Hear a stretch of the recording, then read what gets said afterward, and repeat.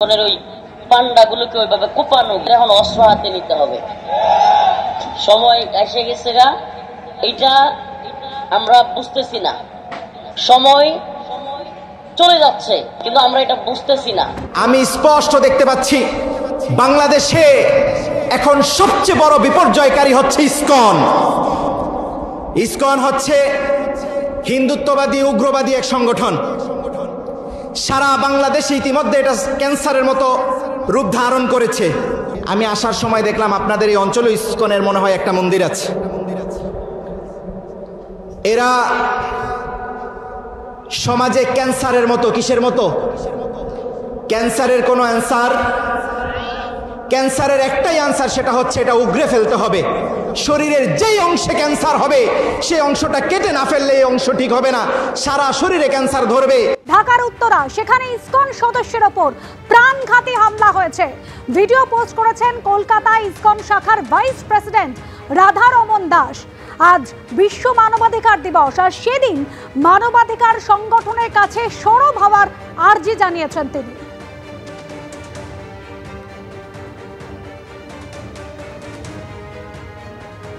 বাচ্চাগুলোকে, এতিমখানার বাচ্চাগুলোকে আমি মনে করেন এনে বাসাতে কি যত্ন করে যে খাওয়াই, যখন যা চাই আমি তখন যতটুকু সাধ্য অনুযায়ী তাদের দেওয়ার চেষ্টা করি। দেশবাসীর কাছে এবং পৃথিবীর কাছে বিচার চাই। আমরা বাংলাদেশের নাজুক পরিস্থিতিতে থেকে যদি আমরা ঠিক মতো কথা বলতে না পারি এবং আমার কাছে পুলিশ কমপ্লেনও করতে দিচ্ছে না, তা আমি কি করবো, কোথায় যাব? আপনারা যারা ফেসবুক লাইভটা দেখতেছেন তারা সবাই একটু লাইভটা শেয়ার করেন। এমন ভাবে মারলো আমার,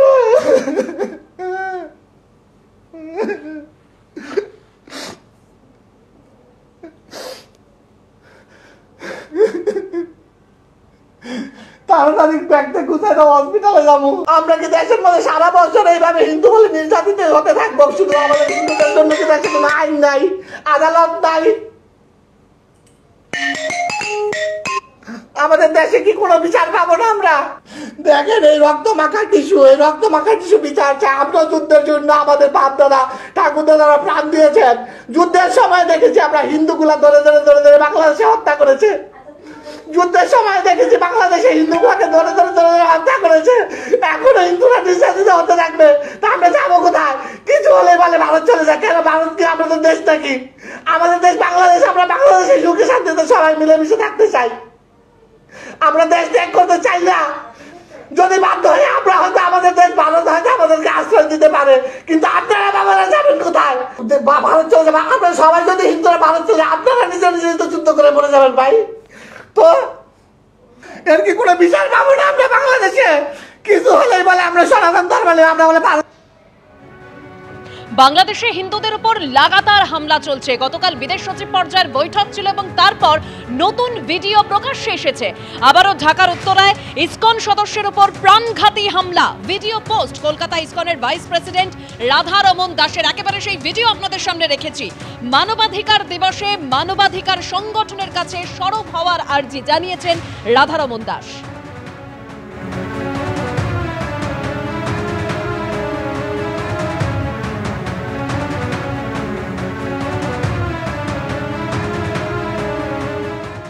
আমি একটা সোশ্যাল মিডিয়াতে দুটো ভিডিও দেখলাম যেখানে বলা হচ্ছে কি আমাদের ইসকন কংগ্রেগেশন ভক্তকে মারধর করা হয়েছে। তো এটা খুব আনফর্চুনেট, কেন কি আজকে হিউম্যান রাইটস দিন আছে, আর এরকম খবর পেলেই মতলব এটা কিরকম লাগে। মতলব হিউম্যান রাইটস দিনের আমরা তো 100 দিন থেকে দেখছি কি বাংলাদেশে কি ঘটিত হচ্ছে। ওটাই আমি টুইট করেছি কি ইউনাইটেড নেশন হিউম্যান রাইটস, আজকে তো অন্তত আপনারা জাগুন, আজকে তো হিউম্যান রাইটস দিন আছে। যদি আজকে 100 দিন থেকে আপনারা ঘুমাচ্ছিলেন, কিন্তু অন্তত আজকে উঠে দেখুন বাংলাদেশে কি ঘটিত হচ্ছে। এটা দেখুন কি ওখানে মৌলবাদীরা ওপেনলি জেনোসাইডের কল দিচ্ছে। তো জেনোসাইড ঘটে গেলে কি আপনারা অ্যাকশনে আসবেন? এরকম তো আমরা দেখছি কি অনেক চিত্র বাংলাদেশ থেকে আসছে যেখানে এরকম হিউম্যান রাইট ভায়োলেশন হচ্ছে।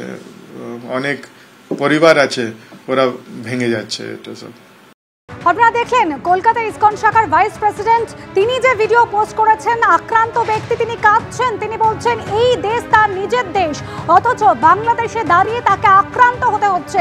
পুলিশের কাছে যখন তিনি যাচ্ছেন কেউ অভিযোগ নিচ্ছে না, এমনকি বিচার ব্যবস্থাও তার পাশে নিয়ে এমন অভিযোগ করছেন তিনি। মানবাধিকার দিবস আজ, আর সেই মানবাধিকার দিবসে এভাবে একজন ব্যক্তি তার মানবাধিকার লঙ্ঘন হচ্ছে, মানবাধিকার সংগঠনের কাছে সরব হওয়ার আর্জি জানিয়েছেন তিনি।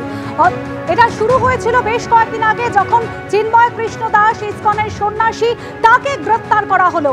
বিনা বিচারে 1 মাস ধরে জেলবন্দি রয়েছেন তিনি। আর লাগাতার বারবার করে নিশানা করা হচ্ছে ইসকনকে, বাংলাদেশে লাগাতার হুমকি দেওয়া হচ্ছে বাংলাদেশের মৌলবাদীদের তরফ থেকে।